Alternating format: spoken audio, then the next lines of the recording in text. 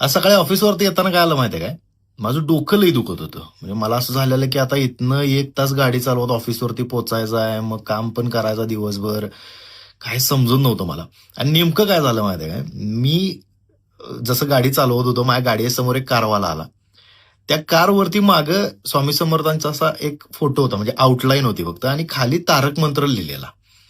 आणि आपण कुठली गोष्ट जेव्हा आपल्याला माहिती असते की ही काय आहे, तर तेव्हा आपण ते वाचत नसतोय फक्त, ते आपण म्हणत असतोय. मी म्हणायला चालू केलं, निशंक होई रे मना, निर्भय होई रे मना, प्रचंड स्वामी बळ पाठीशी, नित्य आहे रे मना, अतर्क्य अवधूत हे स्मरणगामी, अशक्य ही शक्य करतील स्वामी. आणि हे मी म्हणत म्हणत ऑफिसपर्यंत पोहोचलो काय.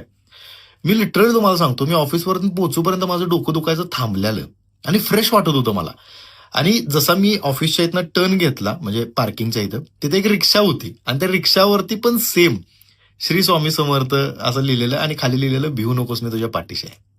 ह्यो अनुभव असं मला झालं, आई शपथ म्हणलं काय विषय आहे ह्यो. सो असे अनुभव येतात आयुष्यात कवा कवा तर. श्री स्वामी समर्थ.